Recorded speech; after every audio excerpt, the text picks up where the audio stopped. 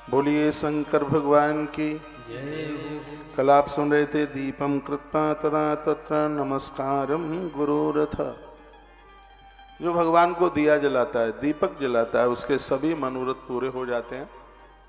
कल आप सुन रहे थे कि शंकर जी को घृत का दिया आप जलाइए, और यही बोलते बोलते कल आरती हुई थी।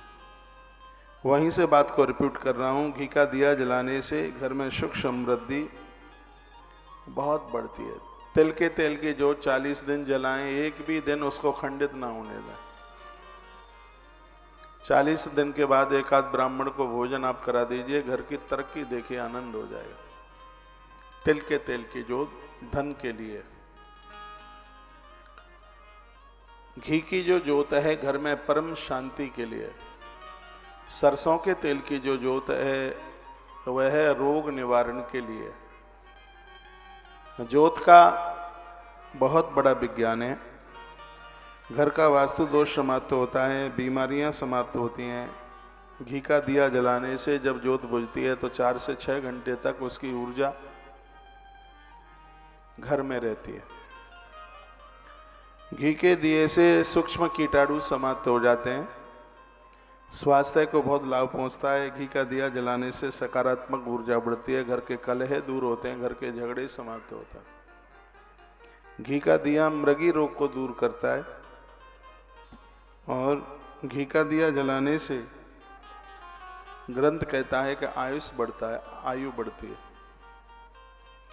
दिया बुझने के बाद जो उसकी गंध है नाक पकड़ती है तो व्यक्ति बड़ी लंबी उम्र जीता है। दिया बुझ करके यदि नाक उसकी गंध को ना पकड़े तो बताते हैं 6 महीने के बीच में उस व्यक्ति की मृत्यु हो जाती है। मौत की कुछ सूचनाएं, आंख से नाक का आगे का हिस्सा ना दिखाई दे तो मृत्यु नजदीक है। कान में उंगली डालने से उसकी झंकार सुनाई ना दे तो समझ लो कि मौत नजदीक है। दिया बुझने के बाद यदि उसकी गंध को नाक ना पकड़े तो भी समझ लीजिएगा कि मृत्यु नजदीक है। तो जो जोत है वह हमारे आयुष को, हमारी उम्र को बढ़ाती है। घी का दीपक जलाने से पितृदोष समाप्त होता है। घी का दिया जलाने से घर में मंगल ही मंगल होते हैं। आप मेरी बहुत बात मानते हैं तो यह भी बात मान लीजिएगा। कौन सी बात? बात यह है कि अपने घर में दिया बाती रोज कीजिएगा। सुबह शाम दिए जलाइए, इसमें चूकिएगा नहीं। कालका पुराण में लिखा है कि घी खाने में बहुत फायदा करता है, लेकिन उससे भी यह घी है, खाने से भी यह जलाने में बहुत ज़्यादा फायदा करता है। इसको जलाइए, यज्ञ के रूप में जलाइए, इसको हवन के रूप में जला सकते हैं, इसको अखंड ज्योत के रूप में इसको आप जला सकते हैं। कैसे भी आप इसको जलाइए तो ये बहुत आनंद कर देगा। इसमें बिल्कुल कोई भी संशय वाली इसमें बात नहीं है। कल आप इस ग्रंथ के माध्यम से बड़ी अद्भुत बातें आप सुन रहे थे, और उन्हीं बातों में कई बातें प्रमुख थीं, जिसमें कल आपने महादेव को मूंग चढ़ाने की बात सुनी और उसके प्रभाव भी आपने सुने। वर्णने के गोधूमानितस्तथा पूजा प्रस्ता शंकर सवई। जो प्रत्येक दिन गोधूम कहते हैं गेहूं को, भगवान शिव के ऊपर गेहूं के दाने चढ़ाते हैं। साबुत गेहूं से भगवान की पूजा करते हैं। गेहूं को भी पहले धोया जाता है, फिर सुखाया जाता है, फिर भगवान महादेव के ऊपर उसको चढ़ाया जाता है। उससे क्या होता है वो भी सुन लें आप। गेहूं चढ़ाने के इतने फायदे हैं आप लिख नहीं पाओगे। वैसे मैंने बोला है कि कॉपी लेके आइए, डायरी लेके आइए और इन पॉइंटों को उसमें लिखिए। ये सब बातें आप पहली बार सुन रहे हैं। गेहूं से मूर्तियों की प्राण प्रतिष्ठा की जाती है। गेहूं में प्रतिमाओं को दबाया जाता है और उसे अन्नवास के नाम से जानते हैं। अनाजों में गेहूं को बड़े प्रमुख रूप से लिया गया है। बहुत पूजा का भाव। जोत जलाते हैं, अखंड जोत, तो उसके नीचे या चावल रखे जाते हैं या फिर गेहूं के दाने रखे जाते हैं। गेहूं को इतना शुभ विशेष रूप से पूजा में माना गया है। तो शिवलिंग पर साबुत गेहूं चढ़ाने से सांसारिक सुख की प्राप्ति होती है। गृहस्थियों के लिए तो किसी वरदान से कम नहीं है। पति पत्नी का स्नेह, सास बहू का स्नेह, बाप बेटे का आत्मीयता, ये सब जीवंत बने रहें, कभी टकराव न हो, एक दूसरे से दूर न हो। बड़ा कष्ट होता है जो माता पिता जीवन भर बच्चों का लालन पालन करते हैं और अंत में बच्चे अपनी पत्नी को लेकर माँ बाबू जी को छोड़ के चले जाते हैं। यह ग्रंथ कहता है कि यह गेहूं है वो परिवार को बिखरने नहीं देता। कमाने के लिए भाई भाई कितने भी दूर चले गए हों, लेकिन ऐसा कोई दिन नहीं होता जिस दिन वो एक दूसरे को याद नहीं करते। मैं 100 शब्दों की बात एक बात में कह दूं, महादेव के ऊपर गेहूं चढ़ाने से परिवार बिखरता नहीं है। यह इसकी बहुत बड़ी महिमा है।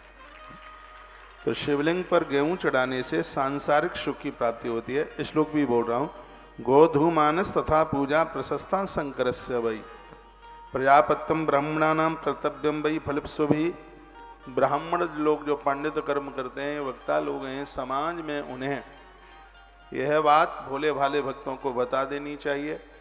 जैसे भगवान के ऊपर फूल पत्तियां प्रत्येक दिन चढ़ाते हैं, उसी प्रकार से प्रत्येक दिन हमारे मध्य में भगवान शंकर का भी ऐसे ही पूजन होना चाहिए। अभी अभी श्री एस.के. शर्मा जी हमारे मध्य में आए हैं, उनका बहुत आदर है। श्री मनोज शास्त्री जी आपका आना हुआ है, मेरी पवित्र व्यासपीठ से बड़ा आदर। आश्रम के संपूर्ण गतिविधियों के साथ श्री शर्मा जी जुड़े हैं और नोएडा बहुत दूर है यहाँ से। कथा तो टीवी पर ही रोज सुन लेते हैं, यहाँ तक पहुँचे हैं। उनकी आत्मीयता है आश्रम के साथ। आप पधारें, एक बार तालियों के साथ उनका आदर कीजिए। आप ठीक है?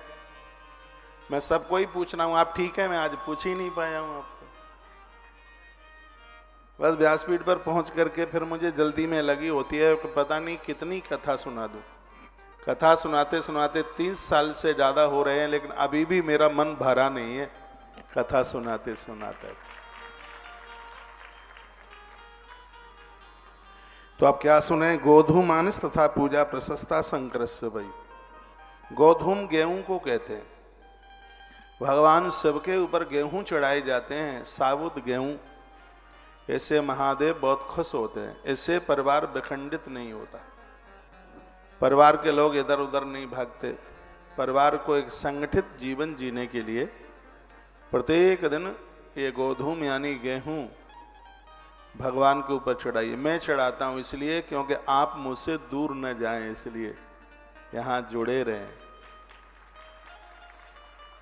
गेहूं चढ़ाता हूं मैं शिव के ऊपर। ये संगठित बनाता है, अपनों को अपनों से दूर नहीं करता। यह इसकी बहुत विशेषता है। जिन बहनों को लगता है कि मेरा आदमी मुझसे दूर भाग रहा है, बेटा दूर जा रहा है, पति दूर जा रहा है, या घरवाली बात नहीं मान रही है, आप चढ़ाना शुरू कर दीजिए। नहीं फायदा मिल जाए तो मेरे ऊपर फाइन लगा देना आपके, आपने कहा था कुछ मिला ही नहीं। परिवार संगठित रहेगा। मुझसे नकली बातें आती नहीं है, मेरी हर बात में वजन होता है, क्योंकि मैं ग्रंथ के साथ बात कहता हूं। इसलिए प्रमाणित बात जो मैं बात आपको मैं निवेदन कर रहा हूं, यह बात रुद्र संहिता के सृष्टि खंड के अध्याय नंबर 14 के श्लोक नंबर 49 में बात कही गई है, जो मैं आपको निवेदन कर रहा हूं। श्लोक 49 अध्याय 14 रुद्र संहिता का सृष्टि खंड, उसमें महादेव के ऊपर गेहूं चढ़ाने की बात कही जा रही है। गोधूम इसको संस्कृत में कहते हैं। आप घर में से पुराण रखते हैं तो अपने अपने घर में इस बात को आप पढ़ सकते हैं। क्या शिव पर गेहूं चढ़ाया जाता है, अनाज चढ़ाए जाते हैं महादेव के ऊपर। इससे शंकर बड़े राजी होते हैं।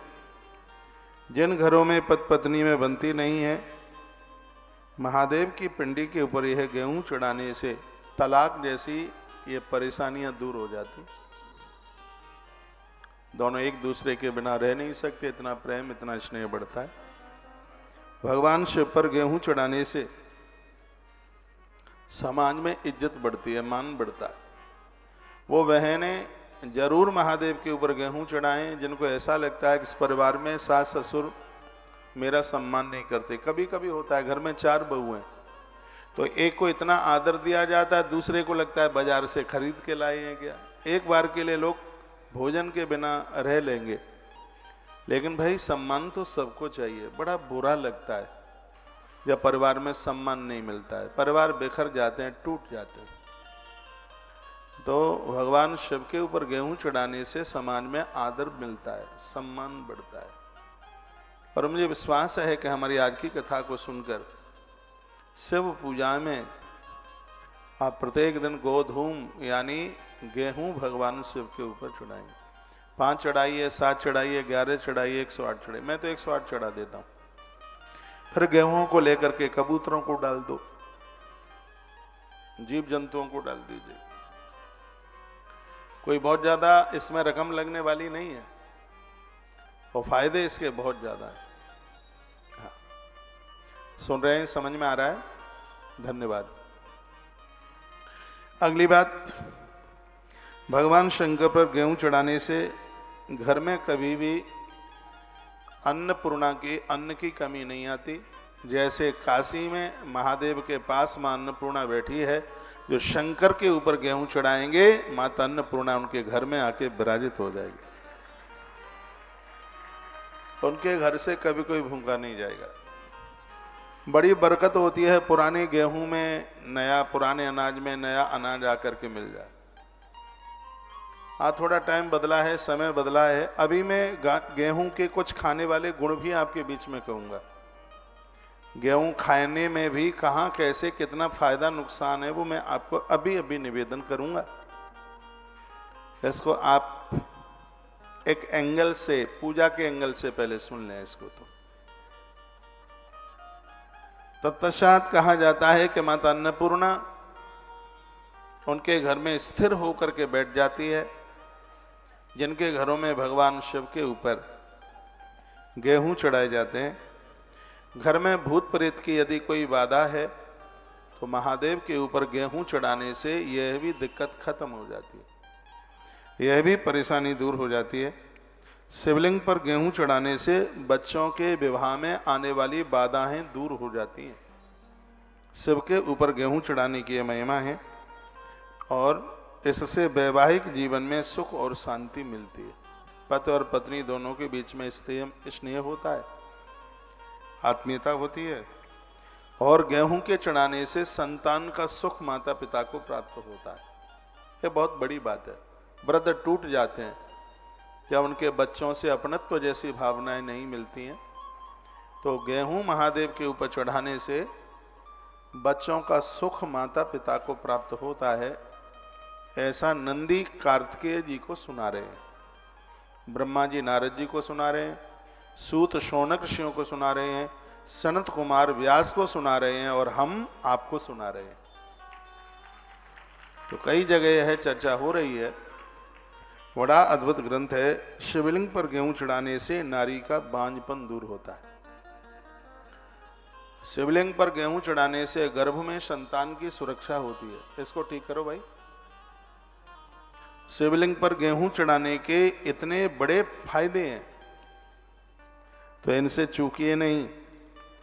प्रत्येक दिन अपनी पूजा में जैसे फूल पत्तियां भगवान को आप चढ़ाते हैं, वैसे ही आप भगवान को गेहूं चढ़ाइए। ये तो पूजा की बात रही। जोत जलाते हैं, उसके नीचे गेहूं रखिए। आप कलश भरते हैं, उसके सकोरे में गेहूं रख करके फिर उसके ऊपर नारियल रखिए, तो उसका और ज्यादा अपने आप में महत्व है। अब गेहूं का लॉजिक आप खाने पीने में देखें तो यह भी मैं निवेदन करना चाहूँगा, गले की जितनी बीमारी हैं, गेहूं के आटे का हलवा बनाकर कंठ में बांध लिया जाए तो गला सुरीला हो जाता है, कंठ की सूजन खत्म हो जाती है, कंठ संबंधी बीमारियां समाप्त होती हैं। गेहूं के आटे का गरम गरम हलवा, इतना गरम मत कर लेना कि छाले ही पड़ जाए, यह बहुत ज्यादा फायदा करता है। गेहूं के साथ यदि आपने जौ का आटा मिला लिया है, गेहूं और उसके साथ जौ का आटा आपने मिला लिया है, ले लो। इसकी रोटियां खाने से थायराइड जैसी बीमारियां खत्म हो जाती हैं। गेहूं के साथ में चना मिलाकर आप रोटियां आप खाते हैं तो इससे आपकी डायबिटीज नहीं बढ़ती। इतना बड़ा इसका प्रभाव है। गेहूं के आटे की गोलियां बना बनाकर आप मछलियों को डालते हैं तो इससे घर में बरकत होती है। गेहूं के आटे को चींटियों को डाला जाता है, इससे भी बड़ी बरकत होती है। गेहूं स्वाद में भी बड़ा अद्भुत है। गेहूं की रोटियां बना करके, गेहूं की पूड़ियां बना करके, मिष्टान पकवान बना करके और उसमें ब्राह्मणों को जमाया जाता है। ग्रंथ में तो ये लिखा है कि इसके द्वारा बनाए गए पकवान यदि बेलवृक्ष के नीचे बिठाकर ब्राह्मणों को जमाया जावे तो एक ब्राह्मण को जमाने से 10,000 ब्राह्मणों को भोजन कराने का फल तत्काल प्राप्त हो जाता है। मैंने कुछ कल 5 प्रकार की चीजें आपको बोली थी, जिसमें कल मैंने मूंग का वर्णन किया था और आज मैं आपके बीच में गेहूं की बात कह रहा हूं। छोटी छोटी कटोरियों में ये सामग्री आप रख सकते हैं। उसमें जौ भी रखिए, उसमें उड़द भी रखिए। उड़द की चर्चा भी मैं आपको करूंगा। चावल भगवान को ऊपर चढ़ाना कितना ज्यादा विशेष है। कोई भी पूजा तंदुल चावल के बिना पूरी नहीं होती। ये तो आपने गेहूं की बात सुनी है। मैं आयुर्वेद के हिसाब से आपको बता दूं, किसी पात्र में गेहूं बो करके उसके ज्वारे निकाले जाएं, उसका रस निकाल करके यदि कैंसर के मरीज को दिया जावे तो उसकी यह बीमारी खत्म हो जाती है। इतनी बड़ी महिमा है इसकी। सुनिए आप इसको। गेहूं बो दें आप और जब वो ज्वारे निकल करके आ जाते हैं तो उसको बिल्कुल सिल के ऊपर रगड़ करके और उसका रस छान लिया जावे और यह उस मरीज को दिया जावे जिसको गांठ है, जिसको कैंसर है। हाँ, इसमें कुछ पत्तों का रस मिलाया जाएगा, वो भी आप ले सकते हैं। आम का पत्ता है, अमरूद का पत्ता है, बरगद का पत्ता है, पीपल का पत्ता है, जामुन का पत्ता है, और कौन सा रह गया है, शीशम का पत्ता है। इन पत्तों का रस निकाल करके और इसमें मिला करके और यदि फिर यह दिया जावे मरीज को तो उसको तत्काल उसको लाभ प्राप्त हो जाएगा। इतना बड़ा महात्म्य, इतनी बड़ी महिमा इसकी है। ये एक बार जयकारा लगाइयो बोल भक्त वत्सल भगवान की जय, श्री हनुमान जी महाराज की जय। जय श्री राधेश। देखो क्या लिखा, संतति वर्धते तस्या यदि लक्ष्यावधिकृता द्रोणाधीन भवे लक्ष्यम विधानम विधि पूर्वकम। जिनको ऐसा लग रहा है कि हमारा वंश घट रहा है, हमारी वंश वृद्धि नहीं हो रही है, तो स्वयं भगवान महादेव ने कहा है संतति वर्धते तस्य यदि लक्ष्यावधिकृता। यदि मेरे ऊपर, मेरी पिंडी के ऊपर कोई 1 लाख गेहूं चढ़ाएगा, मैं उसकी वंश वृद्धि नहीं रुकने दूंगा। ये 50 नंबर का श्लोक है श्री शिव महापुराण की रुद्र संहिता 6ठी खंड के अध्याय नंबर 14 में ये बात कही गई है। भगवान शिव के ऊपर संतति वर्धते तस्य यदि लक्ष्यावधिकृता, 1 लाख गेहूं जो भगवान महादेव के ऊपर चढ़ावे तो लिखा है, वर्णन किया है, इससे उनके घर में संतति की अभिवृद्धि होती है, परिवार में संतान का विस्तार होता है। इसलिए ये जरूर करना चाहिए। सोमवार को कीजिए, प्रदोष वाले दिन कीजिए, सावन में कीजिए, शिवरात्रि पर कीजिए, जब आपका मन करे तब कीजिए। विशेष समय में 1 लाख गेहूं चढ़ा दें, नहीं तो 108 गेहूं रोज चढ़ाइए, 21 दाने चढ़ाइए, 5 दाने चढ़ाइए, 11 दाने चढ़ाइए, जितना चढ़ा सके उतना चढ़ाइए, आनंद हो जाएगा। ये सब बड़ी बातें प्रमाणित हैं। बड़ा आनंद की बात कही गई है। भगवान शंकर की पूजा बहुत आनंद कर देती है। मनुष्यों के शुद्ध चित्त में भगवान आकर विराजित होते हैं। सर्वेशाम श्रेयसाम बीजम सत्कथा श्रवणम निर्णाम। जो भगवान महादेव की कथा सुनते हैं उनका हृदय निर्मल हो जाता है, और जिनका हृदय निर्मल हो जाता है उस हृदय में भगवान आकर के बैठते हैं। भगवान को आपका निर्मल मन बहुत प्रिय है। उन्हें छल नहीं, उन्हें कपट नहीं, उन्हें आपका निर्मल मन। देखिए मानस की एक चौपाई पढ़ते हैं, अगर ना तो मानस की चौपाई तो दाल में तड़के की तरह, और यह चौपाई मानस की आप सबसे आती है। सर्वेशाम श्रेयशाम बीजम सतकथाम श्रवणम नृणाम। ऐसा लगता है कि श्लोक का अर्थ करके चौपाई में रख दिया।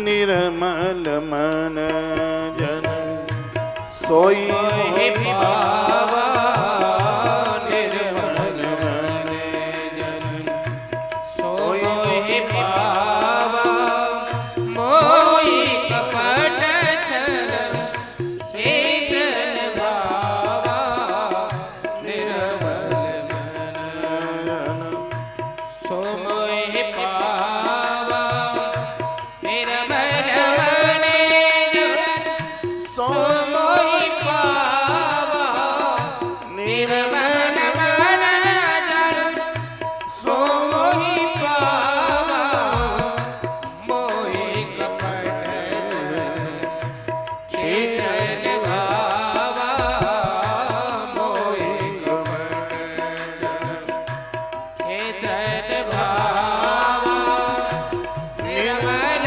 मन सो मोहि पावा, निर्मल मन सो मोहि पावा, मोहि कपट छल शीतल भावा, मोहि कपट छल शीतल भावा। श्री राम राम जय राम, जय जय राम, श्री राम जय राम, जय जय राम, श्री राम जय राम, जय जय राम, श्री राम जय राम, जय जय राम, मेरे मन जन मन सो मोहि पावा, मेरे मन जन सो मोहि पावा, मोहि कपट छल शीतल भावा, मोहि कपट छल शीतल भावा, मोहि कपट छल शीतल भावा। बोली भक्तवत्सल भगवान की। परमात्मा को हमारा निर्मल मन चाहिए, ऐसे पवित्र हृदय में ही भगवान आके बैठते हैं। बड़ी सुंदर बात कही है, जो पुरुष पाप का प्रायश्चित विधि पूर्वक कर लेते हैं वह निर्भय हो जाते हैं। संसार में उनको किसी भी प्रकार का भय नहीं होता। हम जितने भी पूजा पाठ करते हैं इससे अपराधों का प्रायश्चित हो जाता है। अनजान में इतने पाप हो जाते हैं जिनकी गिनती भी नहीं की जा सकती। जैसे हम निरंतर भगवत, देखो 6 काम करने से अपराधों का प्रायश्चित होता है, लिख लीजिए। ये 6 काम करने से अपराधों का, नित्य के अपराधों का प्रायश्चित हो जाता है। नंबर 1, प्रातः बिस्तर से उठते हैं, भगवान का आप नाम लेते हैं, इससे अपराधों का प्रायश्चित हो जाता है। नंबर 2, नित्य स्नान आप करते हैं, इससे अपराधों का प्रायश्चित होता है। ये जो स्नान है ये चमड़ा चमकाने के लिए नहीं होता है, इससे अपराधों का प्रायश्चित होता है। जल से जमीन शुद्ध होती है तो जल से तन भी शुद्ध होता है, पवित्र होता है। जल का आचमन भी होना चाहिए, देह से जल से स्नान भी होना चाहिए, इससे प्रायश्चित होता है अपराधों का। कितना बोल दिया? नंबर 1 भगवत नाम, नंबर 2 स्नान, नंबर 3 जब आप अपने नित्य के अपने मंदिर में जो भगवान को वंदन प्रणाम करते हैं, पूजा पाठ करते हैं, इससे पाप का प्रायश्चित होता है। भले आप 10 मिनट बैठे अपने घर के मंदिर में, लेकिन नित्य बैठिए, उसे 4 धाम की यात्रा का कोई फल नहीं मिलता जो घर के मंदिर में प्रणाम नहीं करता। और वो घर तो स्वर्ग बन जाते हैं, घर के दोष समाप्त हो जाते हैं जिनके घर में नित्य भगवत पूजन होता है। अपने घर का मंदिर अच्छा सा बनाइए, बढ़िया सा बनाइए। अगली बात निवेदन की गई है, यह भी बहुत अच्छी है, बहुत बढ़िया है। घर की 1 रोटी गौ माता को निकालिए। इससे नित्य के अपराधों का प्रायश्चित होता है। वैसे रोटी 3 निकालने की बात कही, एक रोटी गौ माता के लिए, एक रोटी कागा के लिए, और घर की सबसे लास्ट की जो रोटी है वो स्वान के लिए। सबसे लास्ट की रोटी, इसको मत खाइए। लोग ऐसा कहते हैं कि पीछे की रोटी खाने से बुद्धि भी फिर पीछे से ही आती है।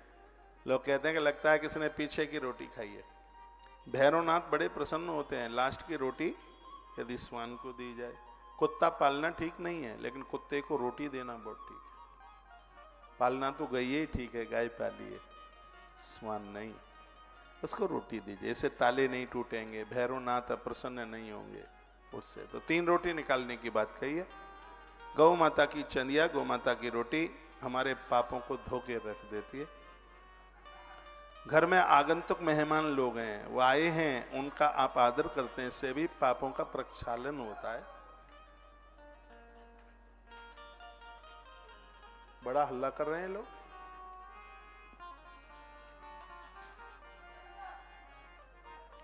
और 6 नंबर की बात कही गई है, आप चींटी वगैरह के लिए जो भी कुछ आप डालते हैं, इससे भी पाप का प्रायश्चित होता है। जैसे दर्पण साफ करने पर उसमें आप अपनी शकल देख लेते हैं, उसी प्रकार से शिव महापुराण की कथा से मन भी इतना साफ हो जाता है, संसार के कड़ कड़ में भगवान की छवि आप देख लेते हैं, जगह हर जगह भगवान का दर्शन होता है।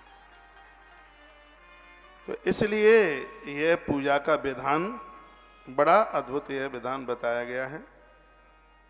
तिलानाम च फलम लक्ष्यम महापातकनाशनम। जो 1 लाख तिल जिसने महादेव के ऊपर चढ़ाए हैं, वो बड़े से बड़े महापातकों से बच जाता है, उसकी उम्र बढ़ जाती है, उसका आयुष बढ़ जाता है। काले तिल शिव के ऊपर चढ़ाए जाते हैं, चढ़ाना ही चाहिए। स्पष्ट वर्णन किया गया है, लक्ष्य पूजा तथा जाता सांगम च मंत्र पूर्वकम। मौन रह करके नहीं, कोई न कोई, कुछ नहीं आता है, गुरु मंत्र बोलिए, हाँ, ओम नमः शिवाय बोलिए, उसके द्वारा आप चढ़ाइए। कुछ नहीं आता है, महादेव तो आएगा, हर हर महादेव, हर हर महादेव, हर हर महादेव, हर हर महादेव। तो ऐसा बोल करके आप 1 लाख तिल भगवान को चढ़ा सकते हैं। लिखा है जो भी ये चीजें चढ़ाते हैं, इसके बाद ब्राह्मण भोजन की जरूरत है। लिखा है भोज्या भाई ब्राह्मणस तस्मान धन कार्याम चढ़ ही महापातकजम दुखम तत्क्षणान विश्वति ध्रुवम। लिखा गया है बड़े से बड़ा पाप ब्राह्मण को भोजन कराने से जल जाता है। ब्राह्मण भी वह हो जो अपने 6 कर्मों में है। उस ब्राह्मण को, ये किसी ब्राह्मण को मेरी बात बुरी ना लगे, तो ब्राह्मण को आप न्योता देते हैं, वो पांडित कर्म करता है, उसी को ही ये लगता है। नहीं तो ब्राह्मण फौज में भी है, मिलिट्री में भी है, ब्राह्मण जूते चप्पल की दुकान भी खोले हैं, व्यापार बिजनेस भी किए, व्यापारी भी हैं ब्राह्मण। ऐसे ब्राह्मण को जमाया जावे जो ब्राह्मण अपनी भारतीय पोशाक में हवन यज्ञ करने वाले हैं, नित्य कर्मकांड करते हैं, हवन यजन करते हैं। ऐसे ब्राह्मण को जमाने से शिव महापुराण में लिखा है, इसमें तो लिखा है कि सुमेरु पहाड़ के बराबर भी यदि पाप हो तो वो भी जल करके राख हो जाएगा। यह ब्राह्मण को जमाने का इतना बड़ा फायदा। वो ब्राह्मण मुझे बहुत अच्छे लगते हैं जो गुटखा नहीं खाते, बीड़ी सिगरेट नहीं पीते, कोई एमाल नहीं करते। भगवान कहते हैं सबसे अधिक मनुज मोह भाई। मनुष्य मुझे बहुत प्यारा लगता है, उसमें भी मुझे ब्राह्मण और प्रिय है, क्योंकि ब्राह्मण के मुख में जो जाता है वो भगवान के पेट में जाता है। तो ब्राह्मणों को तो बड़ा पवित्र होना चाहिए। फिर वो कहें कि लोग हमारा आदर नहीं करते, क्यों नहीं करेंगे लोग आदर? जब लोगों के पास बैठ करके ही पौआ लगाया जाएगा, शराब पियोगे तो फिर तो दिक्कत है ना। ब्राह्मण तो लाख लोगों में दमकना चाहिए, चमकना चाहिए। जिस गली में ब्राह्मण रहे उस गली में तो ये लगे कि वैकुंठ धरती पर उतर के आ गया है। तो ऐसा लगे ब्राह्मण को। देखो ये श्लोक क्या कहे, भोज्या भाई ब्राह्मण तस्मात् कार्या नरेण ही।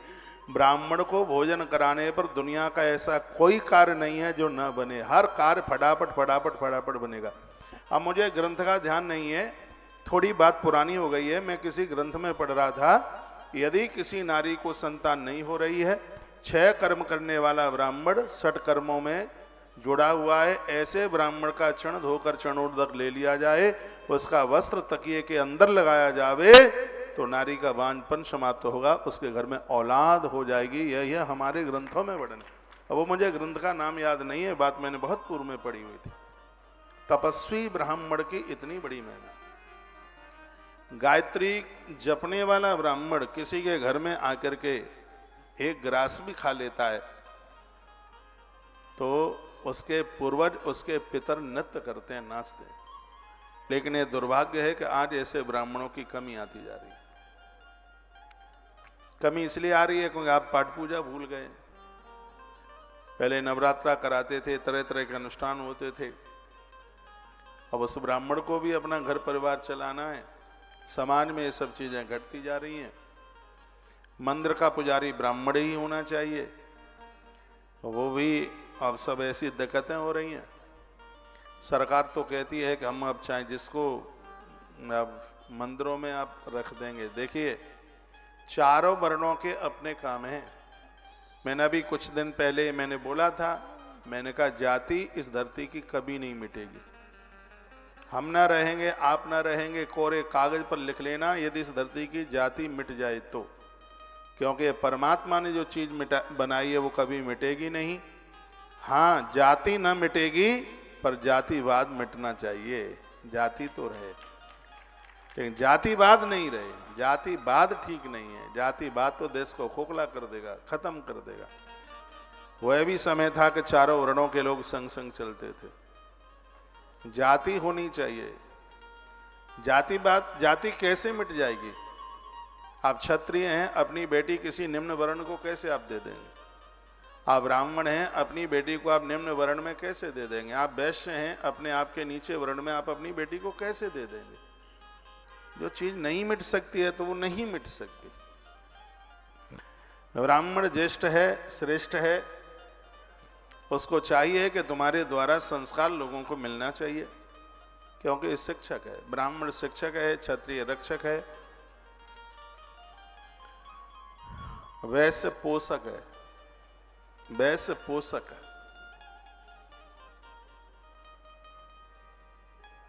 कनिष्ठ सेवक है।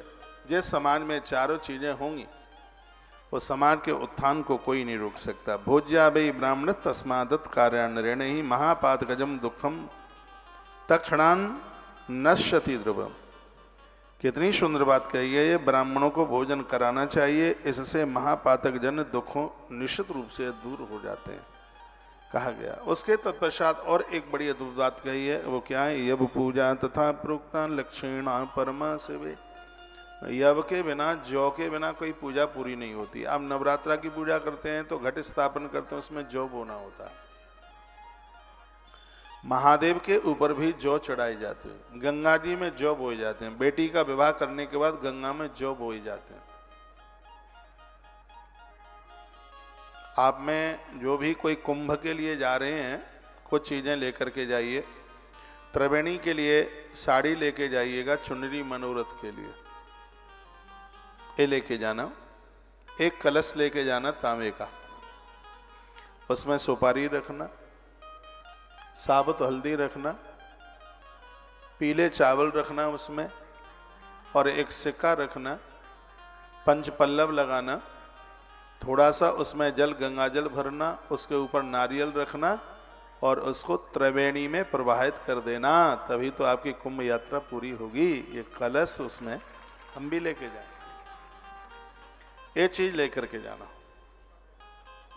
कुंभ की बड़ी महिमा है। 13 जनवरी से लेके कुंभ, यूं तो 26 फरवरी कह रहे हैं, लेकिन जो एक महीने का जो कुंभ है वो 12 फरवरी को ही पूरा हो जाएगा। भले आप एक दिन के लिए जाएं, एक घंटे के लिए जाएं, कुछ मिनटों के लिए जाएं, क्योंकि कुंभ का दर्शन करने मात्र से हजारों यज्ञ करने का फल, पुण्य प्राप्त हो जाता है। कुंभ की इतनी बड़ी महिमा, इसके दर्शन मात्र से हजारों यज्ञ करने का फल प्राप्त होता है। और अब के बार तो यह कुंभ 144 साल के बाद आ रहा है। ये श्री प्रयाग का जो कुंभ है, ये मुहूर्त, ये 100 मुहूर्त 144 साल पहले पड़े थे। जब 12 साल में कुंभ प्रवेश करता है तो 12 × 12 144, तब उसको महापूर्ण कुंभ के नाम से जाना जाता है। तो पहले तो 144 साल पहले हम और आप पूर्वज भी कुछ नहीं रहे होंगे, तब यह कुंभ पड़ा था। 40 करोड़ से ज्यादा लोगों की आने की संभावना वहां हो रही है आने के लिए। उनमें से हो सकता है एक नाम आपका भी हो। समय मिले आप जरूर जाइएगा, दर्शन कीजिए, अपने संग एक कम्बल लेके जाइएगा, क्योंकि ठंड ज़्यादा है, सर्दी ज़्यादा है वहाँ पर।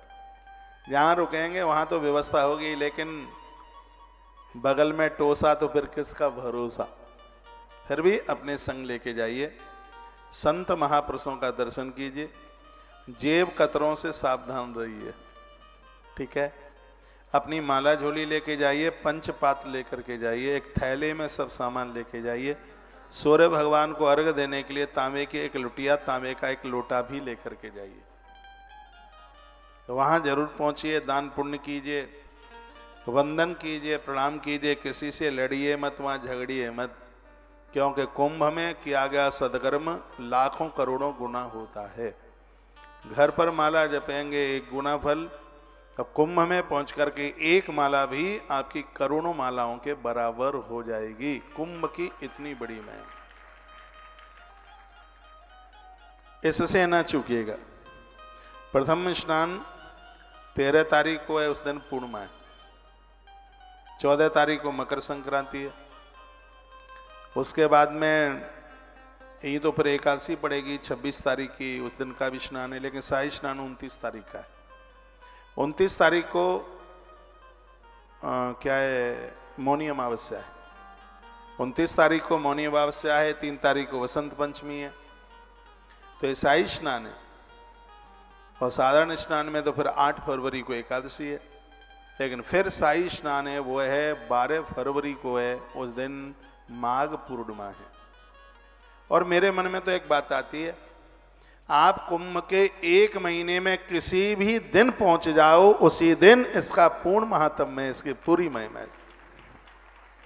वो शाही स्नान की जो डेट है वो बाबा जियों के लिए, साधुओं के लिए, शंकराचार्य लोग, मंडलेश्वर लोगों के लिए, लेकिन आपके लिए तो आप जिस दिन पहुंच जाएं कुंभ में, 13 तारीख से लेके 12 तारीख के बीच में जिस दिन भी पहुंच जाओगे, वही आपके लिए महापुण्य देने वाला यह कुंभ का पर्व है। जिस दिन आप पहुंच जाएंगे उसी दिन, क्योंकि इसमें 1 महीने की जो अवधि है वो बड़े भाग्य से, बड़े पुण्यों से ही इसमें हाजिरी लग सकती है। उन लोगों के बड़े पुण्य हैं जिन्होंने चारों कुंभों का दर्शन कर लिया हो।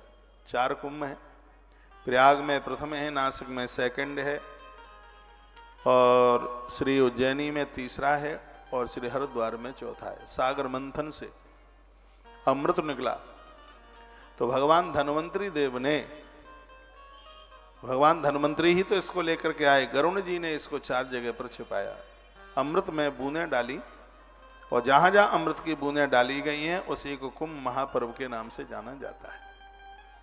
तो बड़ा पुण्य होता है, बड़ा भाग्य होता है कि कुंभ में पहुंच करके हम संत ऋषियों के, महापुरुषों के दर्शन करें। लाखों की संख्या में महात्मा लोग गिर गुहाओं से निकल के आते हैं। वो कभी जाते नहीं कहीं उत्तराखंड में, बद्रीनाथ में, गिरकंदराओं में, लेकिन वो वहां से निकल करके आते हैं और कुंभ में अपनी हाजिरी लगाते हैं। इन ऋषि और महर्षियों का दर्शन करके तो हमारा जीवन कृतकृत हो जाता है, आनंद मग्न हो जाता है। तो 2025 कुंभ श्री प्रयागराज, ये मैंने कुछ बातें वहाँ के बारे में मैंने आपको कही हैं। यहाँ त्रिवेणी का पावन संगम है, राम कथा का उद्गम है। जिस प्रकार से श्रीमद् भागवत शुकताल से प्रकट हुई है, सुखदेव गुरुजी और परीक्षित राजा के बीच में संवाद हुआ है, भागवत गंगा किनारा सुखताल से प्रकट होती है, तो राम कथा श्री प्रयाग से प्रकट होती है। महात्मा याज्ञवल्क्य ने गुरुजी भरद्वाज को कथा वहीं से सुनाई है। कहां से? जहां अमृत की बूंदें डाली गई हैं। आपको बने समय मिले, टाइम मिले, टाइम नहीं है तो भी जाइए। दास को भी 29 जनवरी से 5 फरवरी तक यहाँ श्रीमद् राम कथा और श्रीमद् भागवत जी का मूल पाठ और प्रत्येक दिन महारुद्राभिषेक इस अनुष्ठान में सौभाग्य प्राप्त हो रहा है। आप आ सकें आप जरूर पधारिएगा। कुंभ में आप पहुँचें, भले आप एक दिन की हाजिरी लगाएं, आप जरूर आइएगा। एक बार जयकारा लगाइए, बोल भक्त वत्सल भगवान की, श्री हनुमान जी महाराज की जय जय श्री। थोड़े से जौ और लेकर के जाना, गंगा जी में जौ बोना। जब व्यक्ति की बहुत विशेष तरक्की होती है, उसके घर में पुत्र बधुआं अच्छी आती हैं, बच्चों की खूब तरक्की होती है, घर में कलह झगड़ा नहीं होता, तो बगल वाली मौसी कहती है ये तो बिल्कुल गंगा जी में जौ बो के आए हैं। तो कहने का मतलब है गंगा में जौ बोने से ताप प्रताप संताप सब समाप्त होते हैं, आनंद ही आनंद होता है। इस ग्रंथ में भी लिखा है यब पूजा तथा प्रोक्ता लक्ष्येन परमा शिवे। यदि कोई 1 लाख जौ से भगवान शिव की पूजा करता है उसे उत्तम पूजा कहा गया है। कलश स्थापन पूरा नहीं होता जौ के बिना। जौ का इतना बड़ा महात्म्य है। यब 7 अनाजों में जौ का नाम आता है, जो सप्त अनाज है उसमें भी जौ का नाम आता है। 1 लाख जौ के द्वारा जो भगवान महादेव की पूजा करता है, तो यब पूजा करने से तो वर्णन किया गया है कि जिस प्रकार से ब्राह्मणों के पास ब्रह्मत्व चल करके आता है, भगवान महादेव उन भक्तों को ज्ञान उड़ेल करके दे देते हैं। उनके पास में ज्ञान की बहुत समृद्धि होती है, ज्ञान की कमी नहीं होती। जौ की इतनी बड़ी महिमा है, धन उसका संग नहीं छोड़ता जो जौ से यव से महादेव की पूजा करता है। जौ तो जानते ही होंगे, हमारे गांव की देहाती भाषा में इसको वेजर कहते हैं, ठीक बढ़िया सी भाषा में इसको जौ कहते हैं। हस्तरेखा की किताबों में यदि किसी व्यक्ति के अंगूठे में जौ का निशान आ जावे तो कहा गया कि दुनिया से उसे आदर मिलता है, लक्ष्मी उसका संग नहीं छोड़ती। जाए फिरे वनखंड में तो लक्ष्मी संग। अंगूठे में निशान होता है, जैसे अंगूठा है, इसका ये पोडरा नीचे है ये, तो इसके बीच में जौ का निशान बना हुआ होता है। ये मेरे हाथ में है, मेरे तो दोनों हाथ में है, तो इसका मतलब कि इस जन्म में भी और पिछले जन्म में भी है। बहुत लोग कहते हैं कि दूसरा हाथ घरवाली का है। लोग कहते हैं अब जिसकी शादी नहीं हुई होगी तो फिर आप कैसे कहेंगे कि दूसरा हाथ घरवाली का है।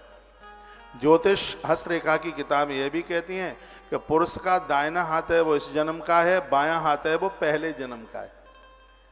नारी का बायां हाथ है वो इस जन्म का है और दाहिना हाथ है वो पहले जन्म का है।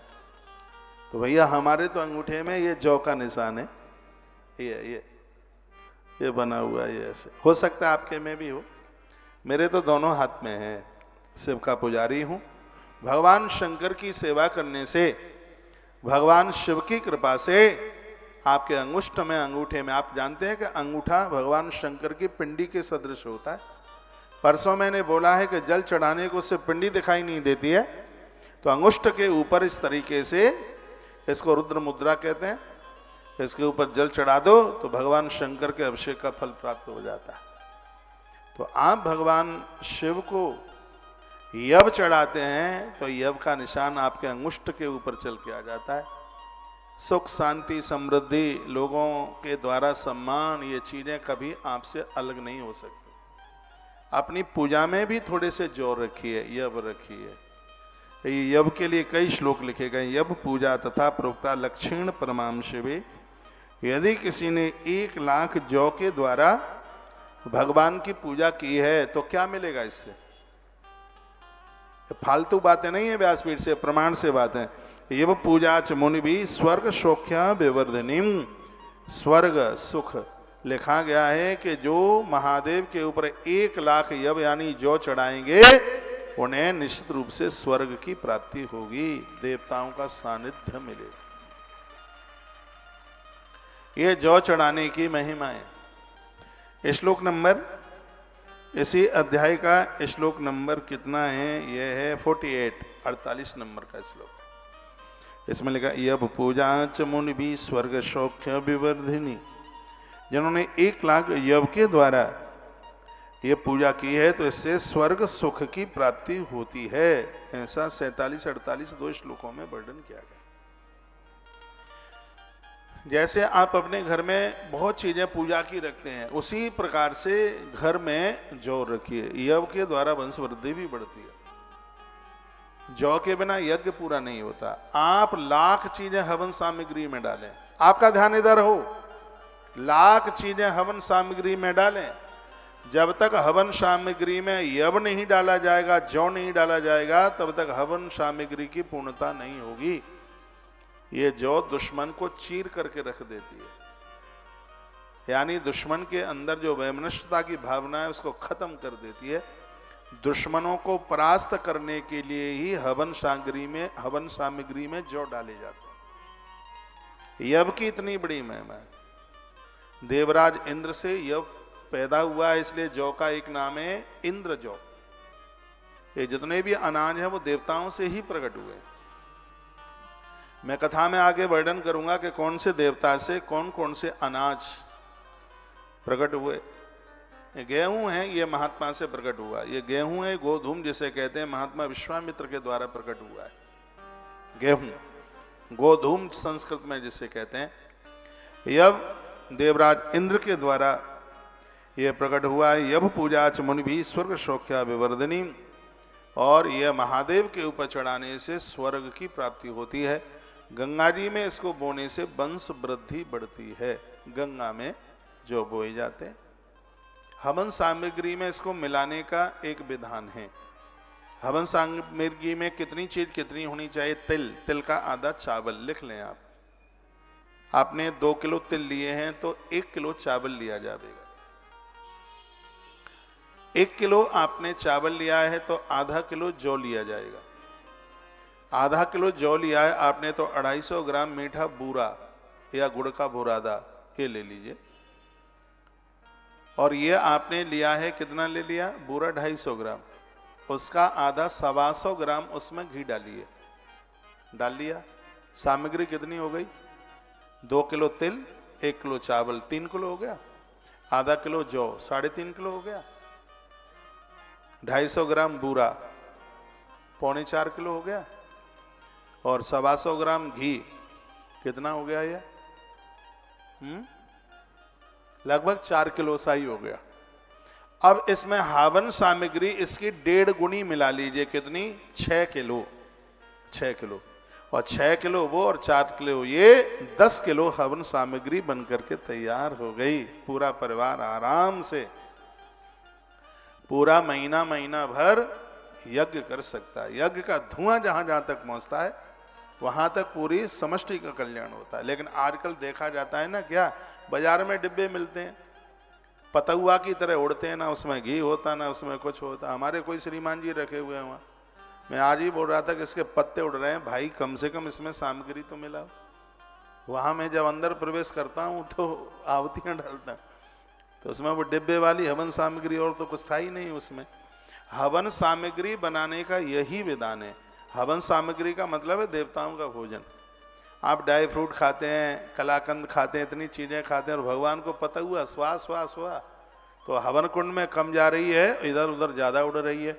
इधर उधर वही सामग्री उड़ती है जिसमें घी नहीं है, जिसमें बूरा नहीं है, जिसमें तिल नहीं है, जिसमें चावल नहीं है, तो वो तो इधर उधर उड़ ही जाएगी।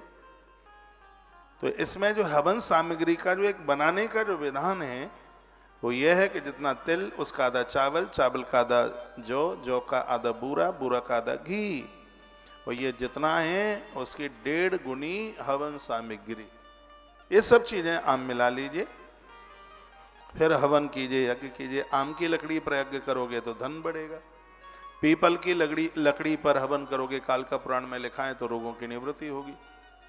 और समी की लकड़ियों पर, कहीं इसको छेंकुर भी बोलते हैं, इन लकड़ियों पर आप हवन करोगे तो आपकी दुकान पर, आपके मकान में किसी का जादू टोना टोटका चल ही नहीं सकता।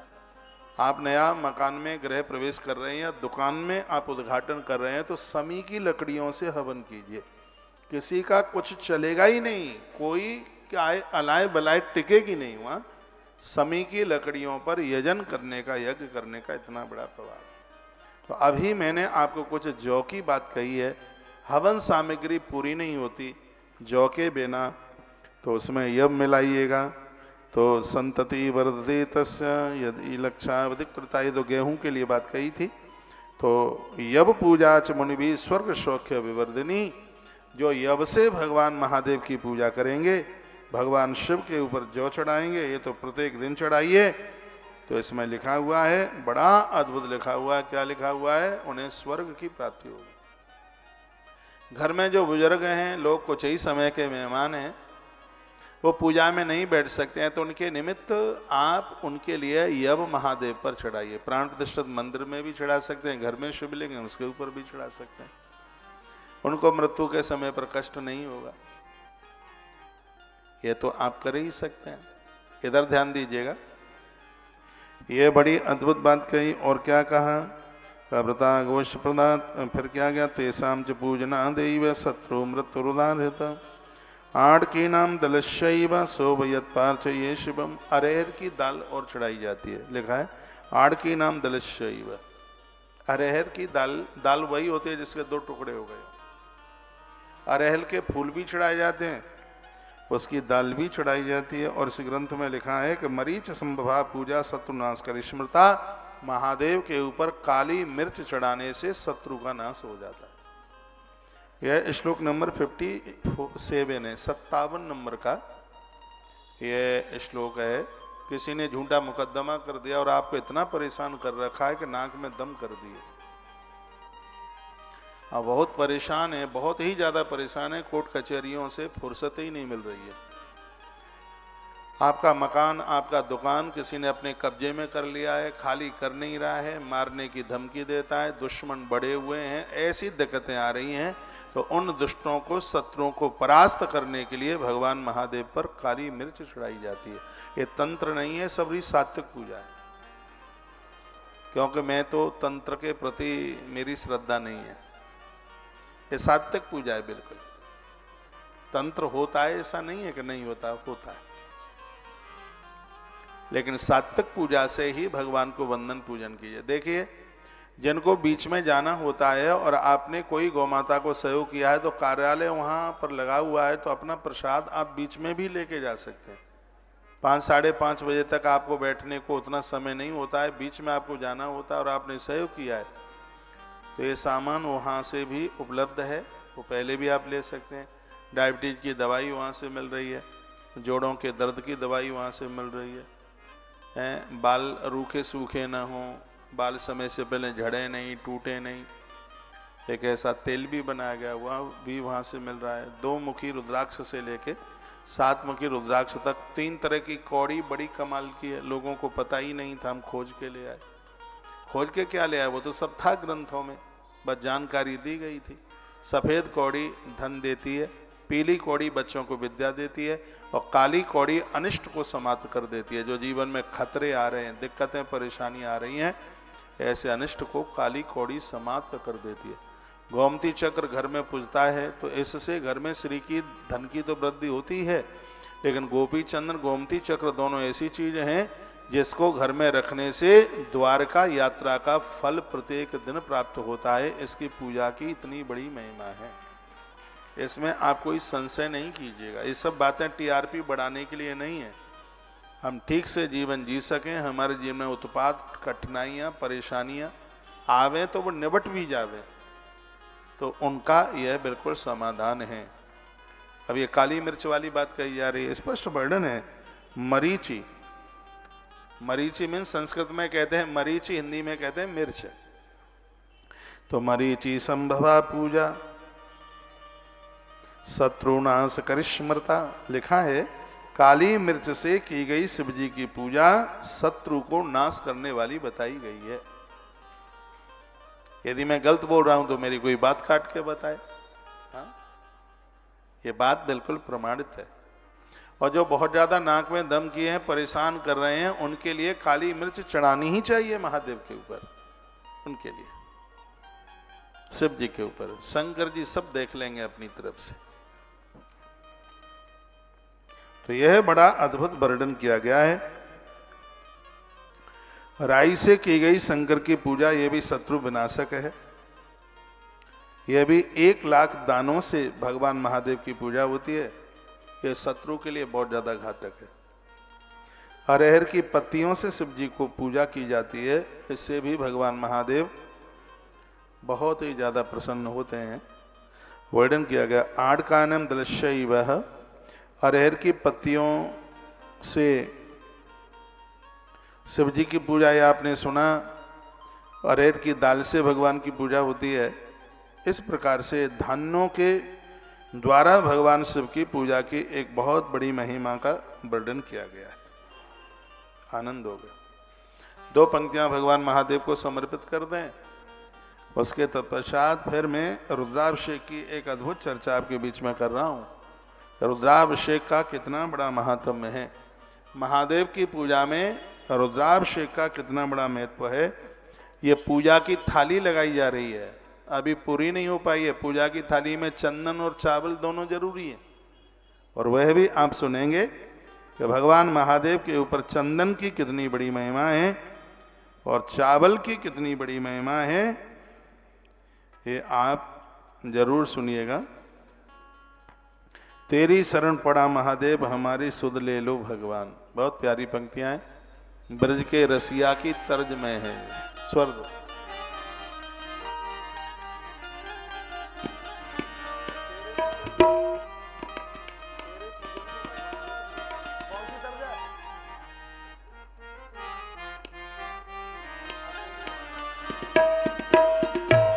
तालियां बजाइए।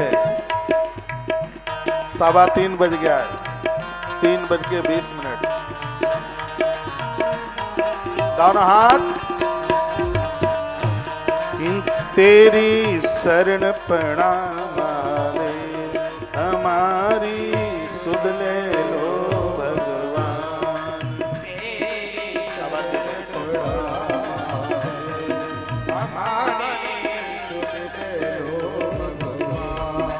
हमारी सुध ले लो भगवान, हमारी सुध ले लो भगवान।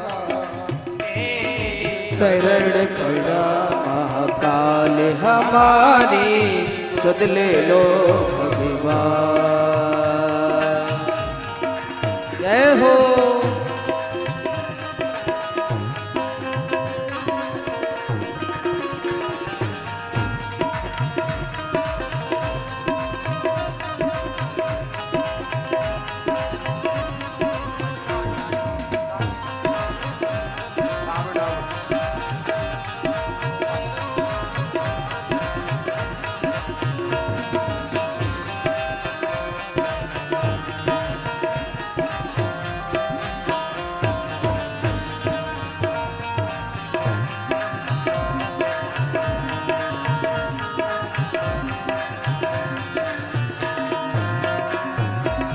सब कुछ छोड़ शरण तेरी आया, दुनिया ने मुझको भरमाया।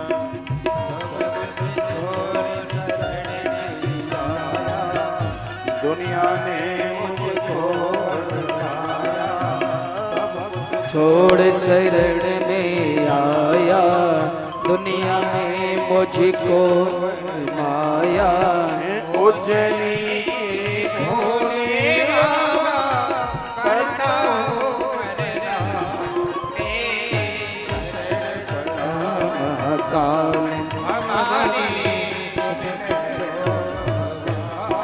तेरी भगवान, हमारी सुध ले लो भगवान।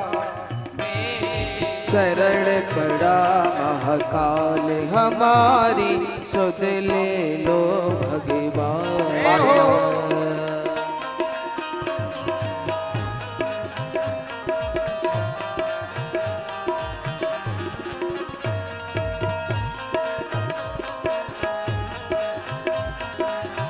सुध ले लो भगवान, हमारी सुध ले लो भगवान।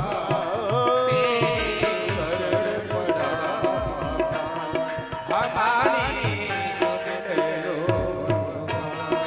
तेरी शरण पड़ा महाकाल, हमारी सुध लो ले भगवान।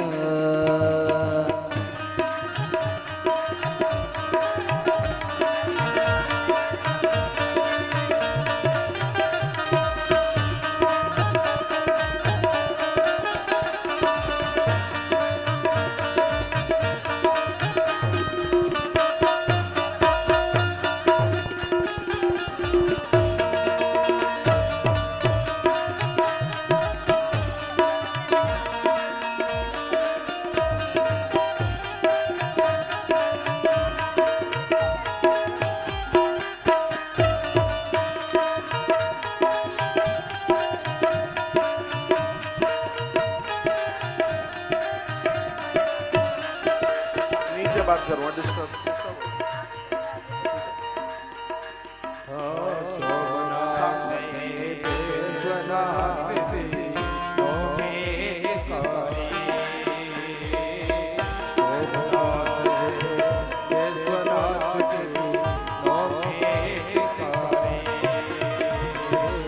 सोमनाथ हे विश्वनाथ दीनों के हितकारी, दर्शन तेरे भाग्य विधाता है मंगलकारी, दर्शन तेरे भाग्य विधाता है मंगलकारी। क्षिप्रा तट का बंबो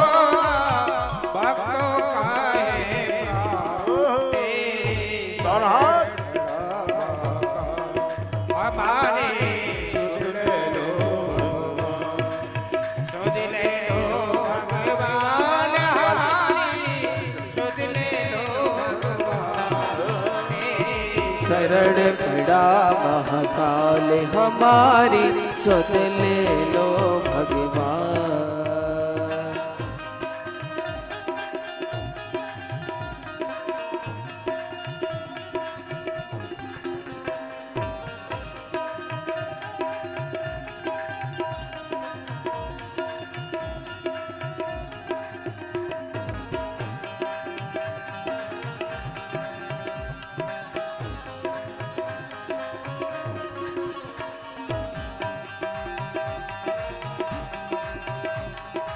तालियां बजाते रहिए।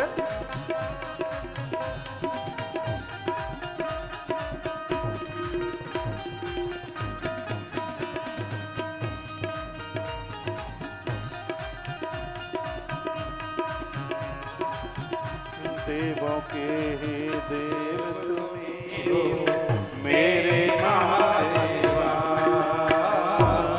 देवों के ही देव तुम्हीं हो मेरे महादेवा, सब नारी दौड़े आए करते हैं सेवा, सब नारी दौड़े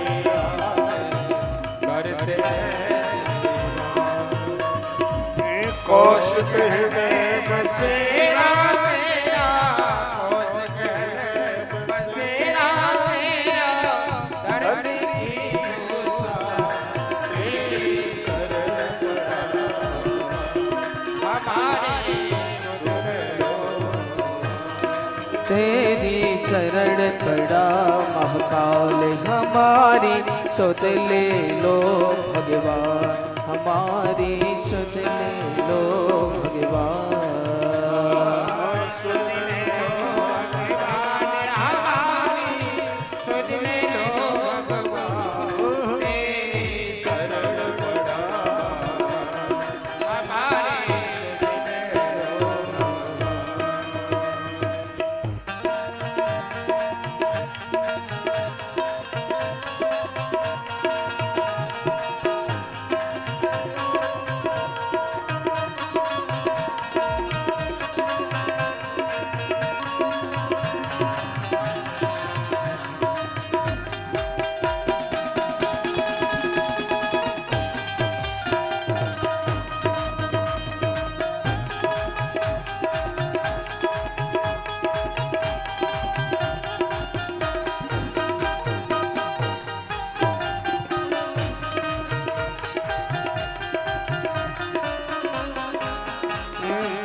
सुध ले लो भगवान हमारी, सुध ले लो भगवान, तेरी शरण पड़ा हमारी, सुध ले लो भगवान।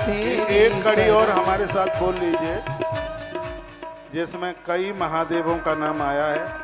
सोमनाथ हे विश्वनाथ दीनों के हितकारी, सोमनाथ हे विश्वनाथ दीनों के हितकारी, दर्शन तेरे भाग्य विधाता है मंगलकारी,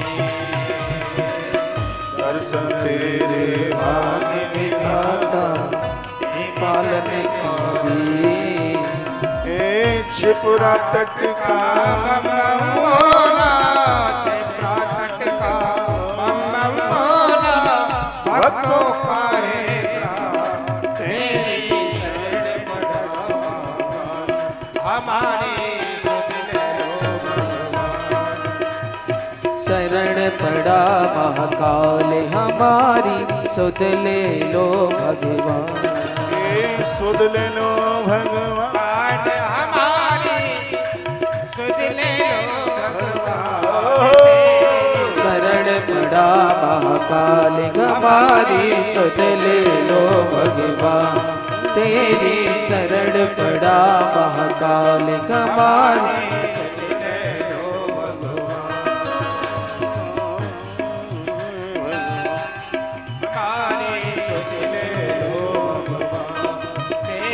शरण पड़ा महाकाल हमारी सद ले लो भगवान तेरी शरण पड़ा महाकाल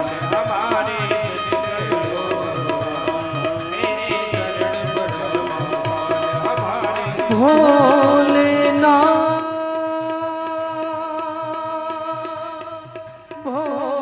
भोलेनाथ भोलेनाथ भोलेनाथ